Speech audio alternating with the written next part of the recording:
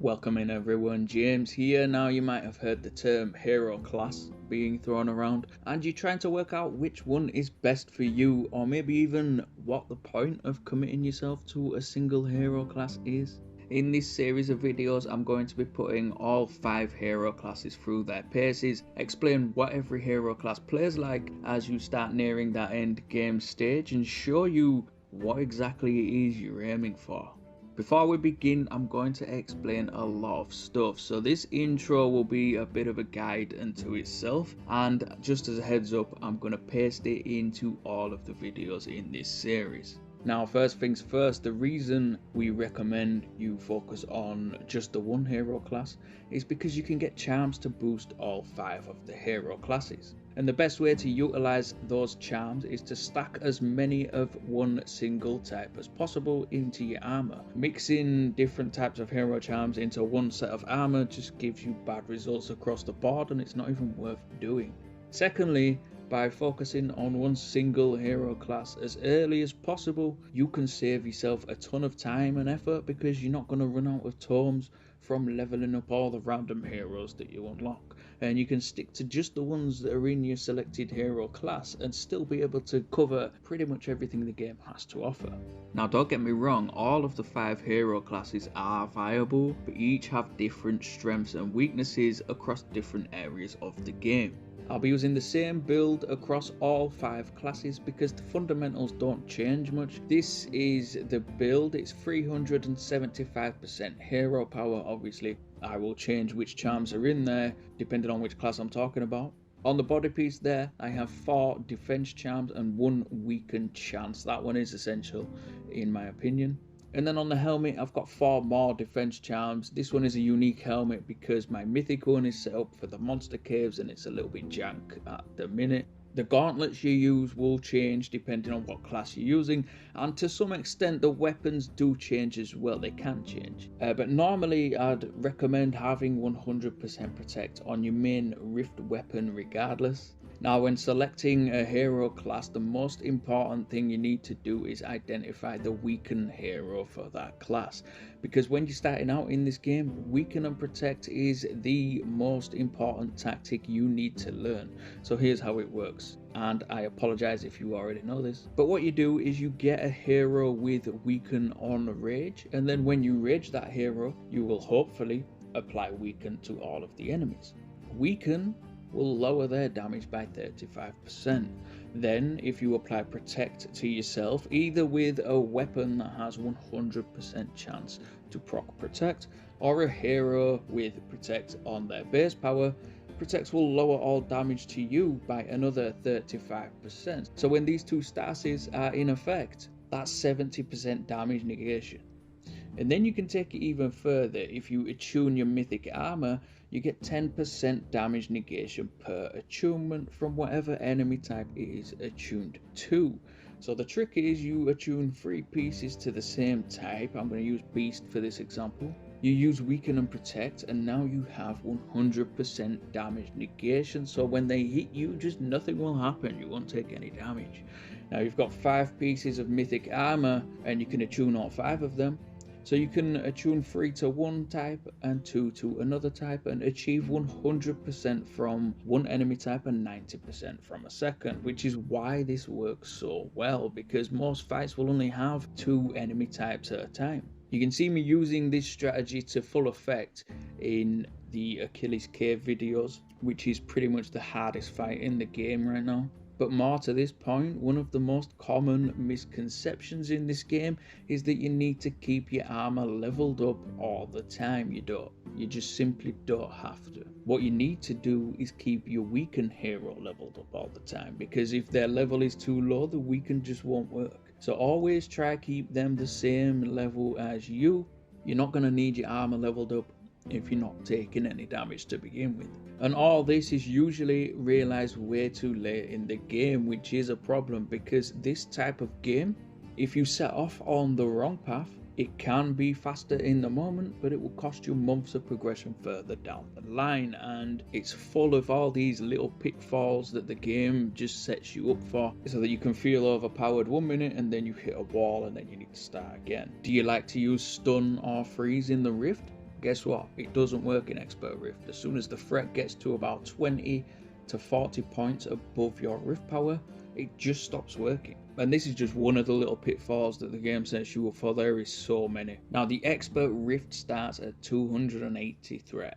So when you get started in there, you're going to be in a threat deficit most of the time, and getting more Rift power is a lot easier said than done, because that's another pitfall. You need to save all of the currency for the monster cave shops to buy the upgrade stones, to upgrade all the gear, to get more Rift power, and it's such a huge grind.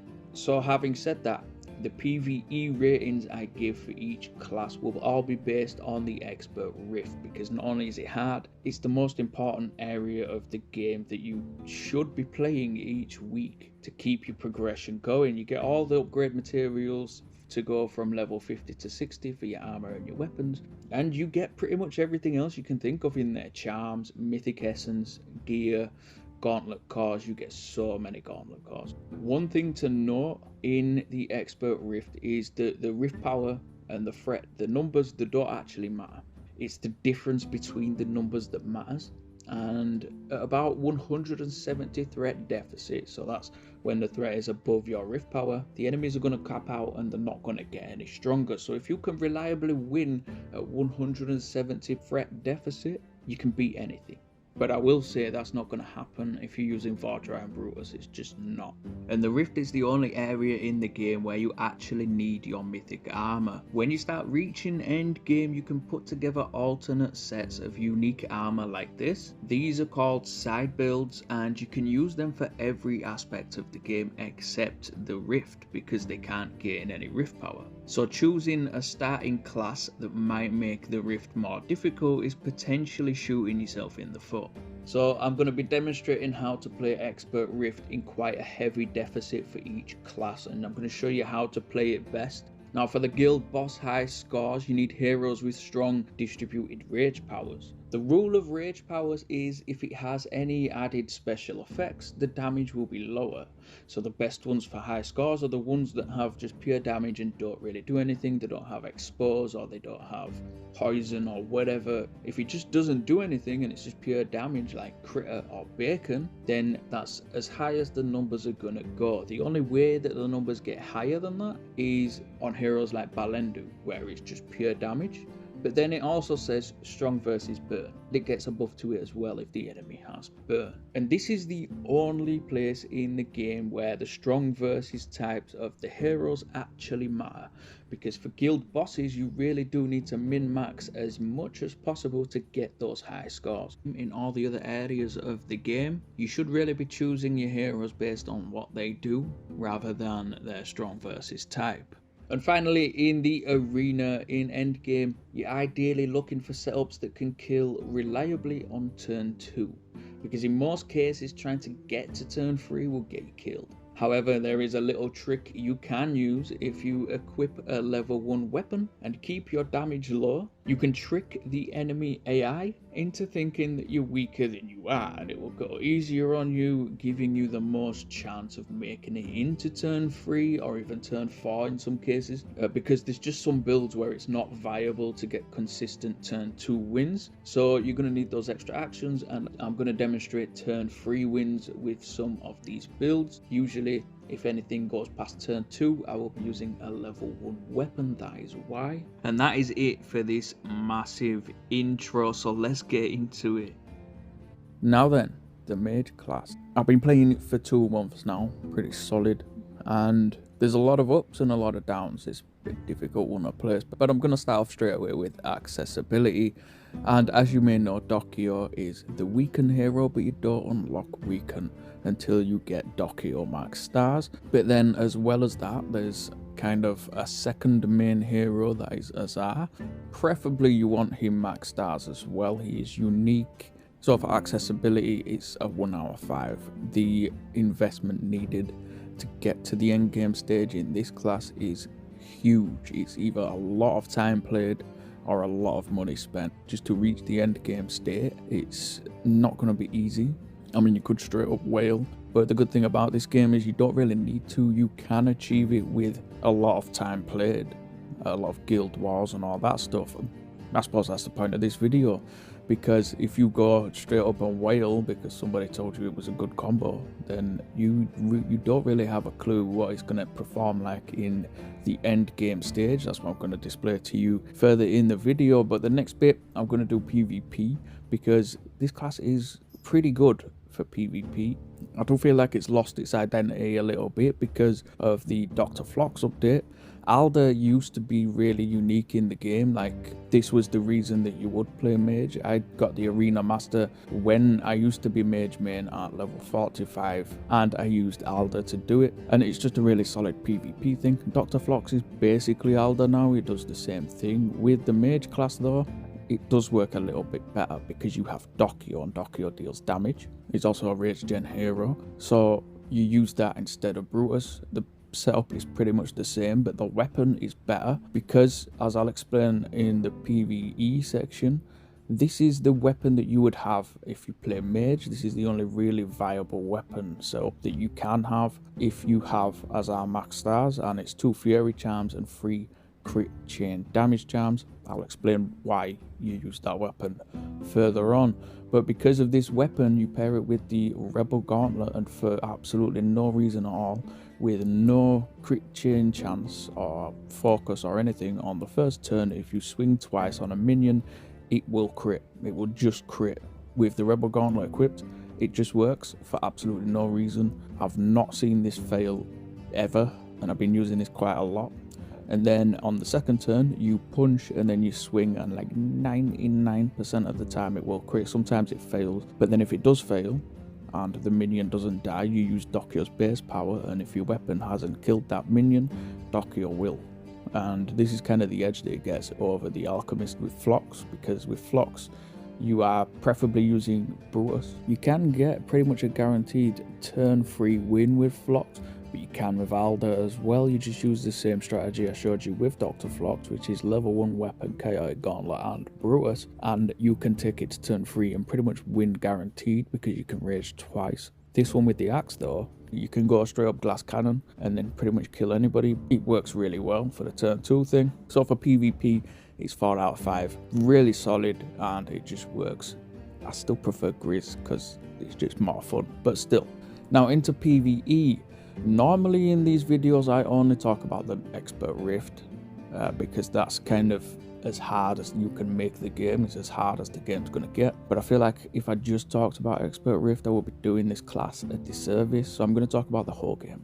And from starting out as a new player, the first thing you do is you join a guild. You look in the guild shop, you see the purple hero there, Vordrai. It never changes, it's always Vordrai, and he is a mage. Now early on, he can be incredibly powerful. You see, originally the game finished in White Peak, and Vordrai was pretty much the best hero you could have. Titanium Vordrai was meta for a long time, and the reason is because mythic armor wasn't a thing, and you didn't really have hero charms, so you just used sort of the strongest heroes available, and the best combo in the game was the Maverick Gauntlet with Titania and Vordrai, and it works really well up until sort of like level 40. You can get 3 stars on all the hunts, on the expert hunts as well, and it's really handy to have in that early game. And then what a lot of people do is, because they don't realize that the game finished at level 35 originally, and then at level 45 that was the end of the game, and the rift wasn't a thing. They keep going and they keep leveling Vordrai all the way up to 70. The thing is though, after sort of like level 45, he starts to drop off in his usefulness. He starts to become a bit more of a hindrance, and in the rift it just really doesn't work well. So keep him, use him to get the 3 stars on the hunts and all that stuff if you want to, but then kind of leave him behind once you start going into the rift. Once you start going into the rift, that's when Dokkyo is going to become a lot more useful. Now Dokkyo is an event hero for Abyssal Mist. The base power, it gives you focus, it takes buffs off of the enemy, and it fills you rage. If you use the Rebel Gauntlet, it'll fill it all the way up, and the Maverick Gauntlet will fill it like 90% of the way up. You need to punch once on top of that, and the rage power has stun on all the enemies. It's pretty fantastic. In the normal rift, if you can stun everything, then you won't die. You'll be able to max out the threat. In normal rift, it'll be perfect because there's no limits on stun in there. And in the story mode as well, you can go all the way through the story mode. As long as you keep Dokkyo leveled up, you can just pretty much stun everything in the game, and you will do pretty well. So up until this point, it's really good. And then once you hit sort of 250 rift power to 300 rift power, this is when you should be thinking about transitioning into the expert rift. Now in expert rift, the threat starts at 280, and I'm pretty sure I explained all this in the beginning half of the video. I can't actually remember, I'm just going to paste it in. But anyway, the thing about Expert Rift is it's full of all the Karnheim enemies, so compared to the normal Rift, it's a whole different ballgame to start with. And when the threat gets higher than your Rift power, stun stops working. So at this point, the strategy that you used for the whole game is going to stop working. So at this point, you're going to want Dockio at max stars to unlock the Weaken, so you can start using Weaken and Protect. And originally, when you first start, get a mythic weapon, put Protect on it, because you're going to need it. It doesn't really matter which one. The axe is probably better because the Rebel Gauntlet is now the best gauntlet to use with the Mage class, and it boosts axe damage. The final form of this axe will have damage charms on it, so you want to use that boost and ideally have Dockio at max star. So now the situation becomes you have Weaken on Dockio, Dockio's the rage gen hero, you have the Rebel Gauntlet, and you have the axe with Protect on it. The other thing you're going to need now is a healer, because the three main things you need in Expert Rift when the threat starts getting high is Weaken, Protect, and heals. Because even if you attune for every single fight, which is not realistic, you will still be taking pretty significant damage once the threat starts getting up there. It's going to cost you a ton of tuning forks to tune for every single fight, so you're not going to be attuned for every single fight. You really need heals, and this is kind of where it falls apart in the Expert Rift, because even if you have the Weaken from Dockio, you need a secondary hero for heals, and your two options are Balendu and Azar. Now in numbers, Balendu's heal is identical to Azar's, except it takes longer to charge and it doesn't have cleanse, so it's just not as good.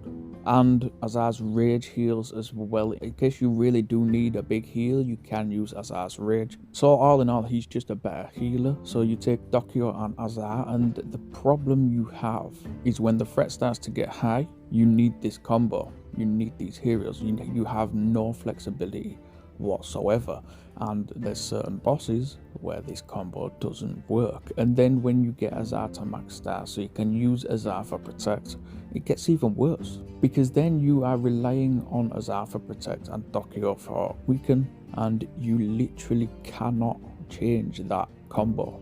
In any way you might die in the game, that is your combo, you are locked in, because now your weapon won't have Protect on it anymore, because if you try and take max stars and a Protect weapon, you'll encounter the Rebel Bug, and it will just completely ruin you. The Rebel Bug is when you proc a buff 3 times in any turn, it won't work in the next turn. The Rebel Gauntlet can proc Protect. If your weapon can proc Protect and Azar is proccing Protect, the buffs are going to be going off so fast that you'll try and use Azar's base power, the Protect won't work, just randomly. And then you turn and the Protect will drop off and you'll take 10 billion damage and die. Pretty much that's the way it works. And the reason it's called the Rebel Bug is because the Rebel Gauntlet generates rage when you get buffed, so it's the only time you really notice when you try and use a buff and it doesn't generate any rage. So this is why this is the only viable weapon you can have, because you're going to get Protect from Azar, you're going to get Focus from Dockio, so the only buff you can viably put on your weapon is Fury. So if you put 2 Fury charms, then you can put damage charms, and this will deal huge damage. But the thing is because you need Focus from Dockio and you need Protect from Azar, everything relies on each other like a house of cards. Everything is relying on each other, and if you take away any one of those things, it all stops working. So because everything is connected, everything is interlinked, because it has synergy, and it really does have synergy. If you take away any one of those 3 things, if you take away Azar, you lose Protect, heals, and all survivability. If you take away Dockio, you lose Focus, and now your weapon is useless. And if you take away the weapon, you won't have Fury, which also generates rage for your Rebel Gauntlet. And because everything is relying on everything else, you become entirely dependent on this combo of heroes. And then in the Expert Rift, if you are in a threat deficit, you hit a boss where this combo doesn't work, like Trauma, that's his name now, it's called Trauma, then you end up having to die multiple times until the threat gets low enough for you to win, because you cannot swap anything from this combo. And then bosses like Trauma, whose power is strong versus buffs. Every single buff you have is a free turn buff now. I showed you how to kind of finesse bosses like these where they're strong versus buffs, but you need the weapon for that because you need to control which turns you have buffs and which turns you don't. Whereas with this combo, because every buff you have is a free turn buff, you have a protect, which is free turn, and you have focus, which is free turn. You have no control over which turns you have a buff, and you can't really finesse bosses like this. And bosses like this, because they are strong versus buffs, they hit you for more than 100% damage. So even if you attune and you have protect and you have weaken, so you have 100% damage resistance, the damage that the boss does is above that resistance, so you will still take damage, and if the threat is really high, it will be a lot of damage. It's the same thing with Ultra Carnage as well. Ultra Carnage is strong versus dots, so when you have a dot on you, the damage will go above 100%. That is why in my video I took Tristan to cleanse it. But because this combo is sort of so interlinked with each other, you have zero flexibility. And what a lot of the mage players that I've spoken to do, the ones in my guild, they try their best to keep the threat within sort of their rift power. Their rift power is maxed out, but if you hit all the threat ups and you try and take all the loot from Expert Rift, it will exceed that. On some weeks it will exceed that before you get to realm 5. When you're in realm 5, you'll be hitting sort of where you can't raid anymore. And that concerns me, but that they are trying to keep it within their rift power, because like a couple of weeks ago, Midoki just confirmed Master Rift for 2026. And so if you're in a class where you cannot really push above your rift power, then you're going to hit difficulties when things like Master Rift comes out, because we all know what Midoki does. They put in these releases, and then every single end game player who's plateaued and settled in, they will make you feel like a noob. They do that with pretty much every single update. There'll be a new kind of resource that you need to farm, and they'll do something to make you feel like a noob, and then everything that you've sort of plateaued on will stop working. They do it in every single update. Trust me, it'll just happen. So for the mage class, for PvE, it works really well in a lot of areas. It works sort of the Achilles cave, it makes that easy, but that's because the combo really does work against that boss. But because of the inflexibility that you have and sort of the way that you're locked into it and the way that you do have to watch how high the threat goes, it's getting a 3 out of 5. And just to put this into a bit more perspective, I was able to do this with the warrior class. This is the highest score ever achievable in Expert Rift, and I did it without a single armor charm, and my armor wasn't even leveled up yet. A couple of alchemist players managed it that week as well. I don't know what their armor looked like at the time. And to get the max score, you need to take every single threat up, you need to fight every single fight, and you need to do it without dying once. So yeah, sort of in those high threat areas when the game does get really hard, it's just not as good as some of the other classes can be. And in fact, because of the investment needed to kind of reach the end game stage, and when you do get there, that's it. It doesn't get any better. You have one combo and that's it. I feel like it should have been the free-to-play one, but because of the investment needed to kind of reach this plateaued state, it's just not good. But let's move on to something that the mage class is good at, and that is guild bosses. Now for guild boss scores, this is pretty much the best class you can have, because you have coverage for 2.5 types. Now I say 2.5 because Vajra doesn't really count. He's more of a fun one, but he is still another type. You get coverage for the cult type from him, and his rage power, obviously, it takes your health off of you. So to use hero charms with him, you need to do some maths, and you need to add some health charms into your build. I've got this one. It's got about 200% hero power, and the rest is health charms. And you can do okay, you can get decent scores. I would say take the guild boss weapon, the Maverick Gauntlet, and Balendu to give you heals, because obviously you have the mage charm, so you're going to get a better heal from Balendu, and he gives you regen as well, which carries over to the next turns and stuff like that, which is handy for the guild bosses. One thing I will say is when your round ends in any fight, the health you have left, you will regen half of what is missing in any fight across the whole game when you go into the next round. And that kind of really is pretty prominent when you're using up a hero that takes your health off of you to hit the boss. You can't get sort of proper high scores, you can't go as high as you can with Garen, for example, but you can do okay. The second guild boss hero you have is Petra for the beast type. Now Petra's rage damage is identical to Kira's rage damage for the rogue class, so both of those are in high score territory. You can get really decent scores out of those, but because the rage has unfocus on it, it does lower that maximum damage a little bit. And it's the same with Kira, because it has stun on the rage, it lowers that maximum damage a little bit, but it does work pretty well.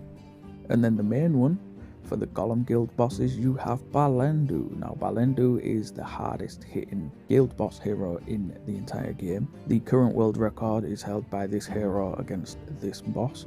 It's like 70 odd million or something, I don't know what it is specifically. But to unlock this potential, you need to get Balendu to max stars, which is another unique hero. And Balendu's max star perk is plus 50% chance to crit versus golem enemies, which just helps for the guild bosses immensely. But this is the setup that I use. It is the lawful gauntlet, because Balendu is lawful, so you're going to get plus 30% damage, which is purely min-maxing. And critter to generate rage. Now critter doesn't fill the rage up because lawful is a rogue gauntlet, but you get about 70% because it generates rage just from any hero power, and then you get a bit more rage if you use Balendu's base power as well. So if you throw in a couple of punches, you can do well.